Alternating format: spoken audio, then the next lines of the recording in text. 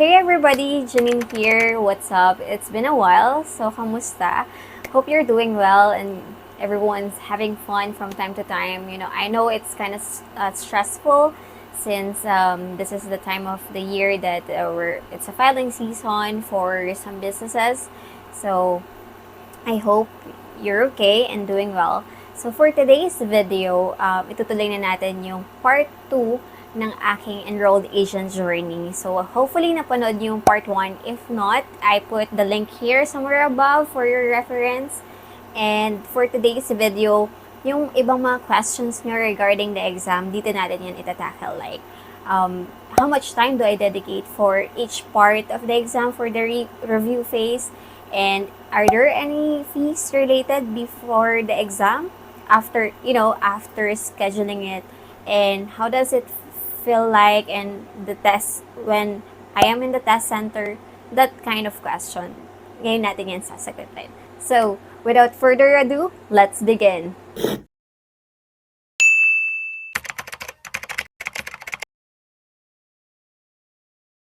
So, ayun na nga. So, balikan natin yung dates when I took the exam. So, I took the exam in 4 dates: August 17, August 18, October 5, and October 7. So, here are the dates. So, magtataka kayo, why is that I took the exam 4 times when the exams are just 3 parts? Well, basically, that means I fail 1 part of the exam, and that is part 3. So, yeah. But it's not because it's so hard.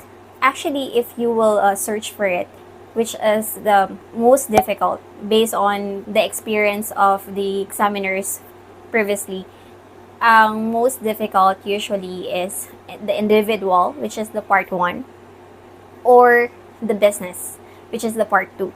Part 3, it's the theoretical part. And if you search for it, that's actually the easiest. But yeah, that's what I thought. So, learning from that experience is that don't take the exam, each part of exam, prepare for it. Na kung gaano ka nag-prepare for part 1, for part 2, same dedication yung ibigay mo for the part 3. So I thought it was easy. So the thing is, what happened, 1 week lang ako nakapag-review for the part 3, thinking it's just theoretical. So I thought, because some parts, actually what happened is, when you review for part 1 and part 2, some of the concepts, you already encounter it. So, somehow, yung part 3, may mga concepts doon that already discussed ng pahapyaw sa part 1 and 2. But, yeah, what happened, I take it for granted. 1 week is definitely not enough for you to prepare for the part 3. So, still, give the best effort kapag mag-review kayo. And, yun na nga. So, my first exam was last August 17, 2022, which is the part 1. Then, second is the part 3. And then, sumunod, I went back sa Korea. So, guys, about the topic of going back, it's actually my own preference. If you're someone who's confident enough that you going there outside of the country, kasi right now, hindi pa rin siya available yung SEE, which is the enrolled agent exam for IRS Enrolled Agent sa Philippines. It's still conducted, aside from America, it's still conducted in Korea, Japan, Canada, and India. Did I miss something?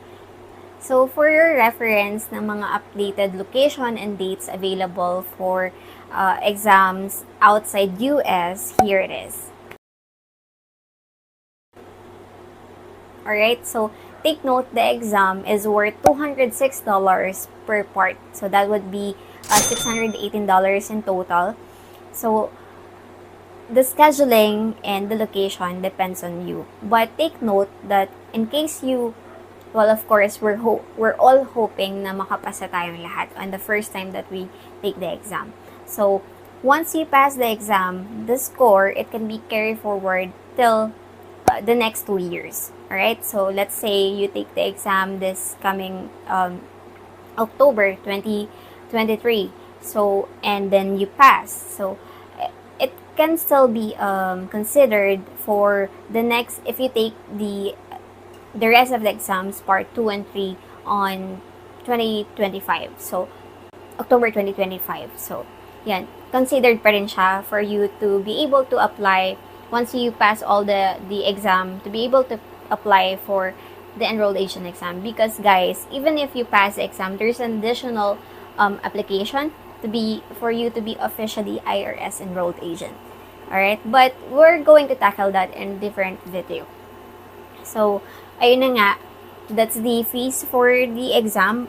But there's also fees for rescheduling. Okay?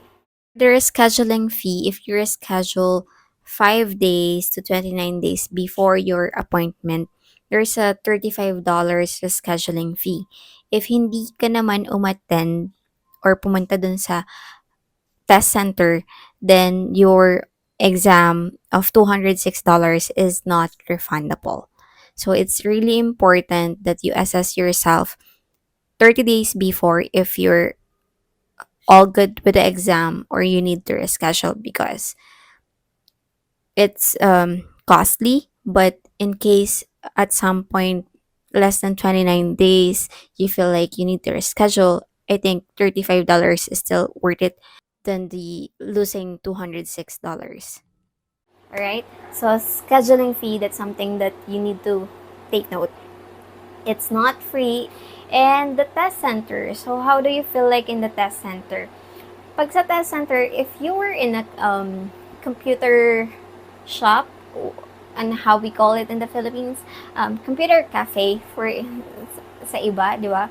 So, mayroong mga partitions doon. Yung itsura ng test center sa Korea, of course, I never experienced taking the exam in different country aside from South Korea. So, yun lang yung maikukwento ko kung ano yung itsura ng test center doon. So, once you arrive in the test center, it's actually in a building. The building, hindi siya, it's just a small building, actually. It's a commercial building, just a small one. So, I think it has 4 floors. The Prometric Center, they cover, I think, the 2nd and the 3rd floor. So, but I was scheduled on the 2nd floor for that exam. And then, yung itsura ng area kung saan ka mismo mag-exam is like, yeah, yun nga, yung parang computer shop wherein there's a partition, but yung space, it's bigger. So, meron designated headset. The exam, it's purely virtual, and wala naman siyang sounds. It's just that the purpose of the headset is for you, not in case lang na may mga noise around, but definitely wala, kasi nag-exam rin yung mga kasama mo doon sa test center, but it's not necessary na same kayo ng exams, because it's a test center. There are different tests offered on that location. Alright? So, ayun, may designated headset, and then there's one monitor. And then, you were given 4 hours for the exam once you enter. But, of course, there's a break. But before that, so, yun yung itsura ng pag-examan. But, before you enter the mismong exam area, you will be checked by the staff. So, actually, once you enter the door, they will ask na you turn off your phones, or phone, kung ilang yung dalawang phone. And then, there's a certain, how to call this, locker designated for you para dun mo iiwan yung mga bag mo. Even the water, di siya allowed na dalhin sa testing area. So, the water, your bag, your cellphone, iwan yan. If naka-jacket ka, allowed naman yan. But then, they will check on, as in from head to toe. Even earrings, I didn't wear earring at the time because it's sa Prometric website mismo, they will advise you na as much as possible, don't wear so much accessories. I think yung watch ko, yeah, I think pinatanggal siya. So, Oo. There's not much accessories at that time. Also, I'm non-resident in Korea. So the only identification that I have is my passport. So yung importante ang passport, dalhin niyo yan once you arrive in the test center. Alright? So, yun, i-check nila lahat yon, yung damit mo from head to toe. If you have packets, i-check nila yan. Your hands, they will check on it. And then, they have designated pencil and paper and then calculator for you once you enter the area. And that materials, even the paper, you will submit it to them once done ka na sa exam.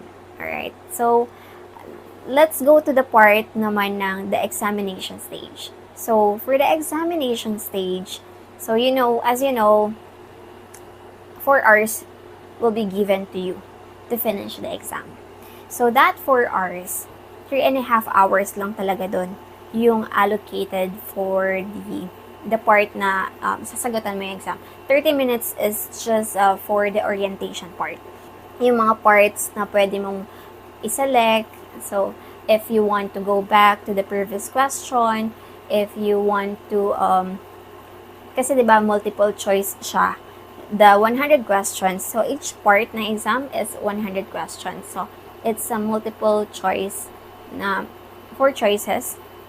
So, meron kang option that if hindi ka pa sure dun sa 4 option, pero meron kang dalawa dun na feeling mo, those 2 are the ones na probably the correct answer. Pwede mong i-slash out yung mga wrong answers. So, yung mga ganong klase. So, that's part of the orientation. So, 3.5 hours na lang yung natitira, diba? For you to answer. And that 3.5 hours, you have the option to take break naman. The 15 minutes. Kasama na siya dun sa 3.5 hours. And it's your discretion if you will take that break. By the way, that break is not this...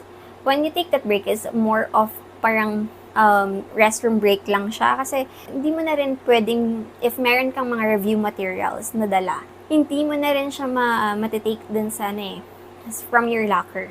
So, talagang water lang, water break, restroom break, and then just for you to, makapag-stretch, because, come on, it's gonna be 3.5 hours. But, yun nga, yung 3.5 hours, yung 15-minute break, if in case na iti-take mo yon, that would be after you submitting the first 50 questions. So, di ba 100 questions yung exam? Dun sa 100 questions, yung 50 questions lang muna yung i-answer mo. And then, once you're all good on that part, hindi mo na siya mababalikan once you submit that 50 questions. Then, you can take the break. Actually, you can take the break pala na anytime. Pero part nga siya ng 3.5 hours. So, my strategy is, tinapos ko lang muna talaga yung 50 questions. And then, that's the time na I took the break. Then, I went back dun sa the rest of the 50 questions. So, yung itsura ng mismong outline nung sa orientation na 50 questions, then break, then 50 questions, eto yun. Ayan. So, very close to that screenshot, right? So, I do self-study. May mga reviewers kasi na may call discussions with some coaches. So, but it's just that I just prefer the self-study part. Kasi my schedule as a freelance accountant, sometimes nag-iiba siya. So, depende sa pangangailangan ng clients. Alright? That's why I took the GLAM reviewer. And yon. So, that's the exam part. And let's go to the part naman na how do you know if you will pass or not? So, when will you know? And what's the passing score? So, mga ganong that stage na tayo. So, you took the exam. 4 hours, it's your discretion if ma-maximize mo yun. If hindi naman, it depends on you. It's your discretion. So, kung confident ka na sa mga sagot mo, you've already reviewed it. So, ako, what I did is yung 30 diba, 30 minutes for the orientation. Somehow, familiar naman na ako dun. So, hindi ko na talaga siya tinapos the 30 minutes. Maybe around 15 minutes. And then, I dedicate the rest of the time to include it dun sa examination part. And then, what I do is, diba, 50 questions, 100 questions, sorry. So, per 100 question, I dedicate initially 1 minute para masagutan ko yon. If in case feeling ko lumagpas na ako ng 1 minute, I'll skip it first. But, babalikan ko na lang siya. So, minimum of 1 minute, I answer the question, minimum of 1 minute, maximum of 2 minutes yung binibigay ko for all the questions. Kasama na yung review doon. Kapag hindi mo alam yung question, go to the next question muna, and then go back na lang. And then, once you finish all the questions, to review it, please review it, because sometimes, may naman namimiss din tayo. Yun, may mga times din na parang, you feel like, yung 2 options, it's close enough talaga sa correct answer. But, I really trust that there's a gut feeling na kung ano yung una mong naisip. Trust that. Para sa akin. But of course, be logical, be rational. That's why it's important to always review. So, hindi lang about sa feelings. About the score. So, tapos ka na sa 100 questions. Once you submit the second half of the 50 questions, kasi yung 50 questions na submit mo na initially, diba? Tapos you take the break, and then the second 50 questions na. Once you submit it, just a few seconds, tada! Lalabas na yung your score. Actually, when you pass, that's the something that's cool with the exam. If you pass, you don't know what exact score you got. But if you fail, initially sa monitor, pass or fail. And then the actual report, ma-receive mo in your email a few minutes. So, a few minutes lang talaga ma-receive mo na siya. If you pass, yan lang na nakalagay talaga. Pass. So, by the way, the passing score for the EA exam for all the parts, so, that's 130 yung perfect score. But you don't have to be perfect to pass the exam. So, 105 is the passing score. But yun nga, if you pass, you will not know actually kung what exact score did you get. Okay? But if you fail, you will know kung anong score mo, kung close enough ka na ba sa passing score na 105 or not. So, I have a funny and a trending story. Hopefully, hindi mangyari sa inyo to because it's really nakakaba. So, remember, I went back sa Korea ng October. So, I just have 5 days to stay in Korea. I initially scheduled my Part 2 exam ng October 4. And then, the next day, I will take the Part 3 exam. But, what happened ng October 4, I went to the test center. Hindi naman ako late, but mas maraming naunang dumating sa akin doon ng mga examinees, which is a mix of examinees. Pero may nakita ko doon ng mga taga-Canada na magte-take ng exam for IRS Enrolled Agent. How do I know? Because of the review materials. So, they have their review materials, but me, I just prefer to just go on in the war directly because we had our training. So, I think that's enough. And parang mas nakakaba pa kapag may mga training materials. Umaga naman yung exam, and then just a few minutes, yung arrival ko is like 30 minutes na lang. But actually, pwede ka naman mag-take ng exam agad the moment that you arrive if you prefer it. But you have an option na mag-start ng 9 o'clock because that's my schedule for the exam, 9 o'clock. But if you arrive earlier and mayroon namang spot available, then by all means, papayagan ka ng staff ng test center to start the exam. So, but on that specific day, October 4th, where I'm scheduled to take the Part 2, yung last na for me is mahirap talaga. Something happened. So, maraming examinees outside, pero may mga nakapasok naman, but not in the testing area, just in the area na may upuan. So, what happened is there's electricity in the building, but there's issue in the internet connection. So, if walang internet, walang makapag-exam. So, we waited for hours. For ako, I just stay there maybe mga 2 hours. Kasi if the 2 hours, feeling ko, mukhang wala na talaga. So, it was 11 o'clock. The scheduled time of my exam is 9 o'clock. And then it was already past 11.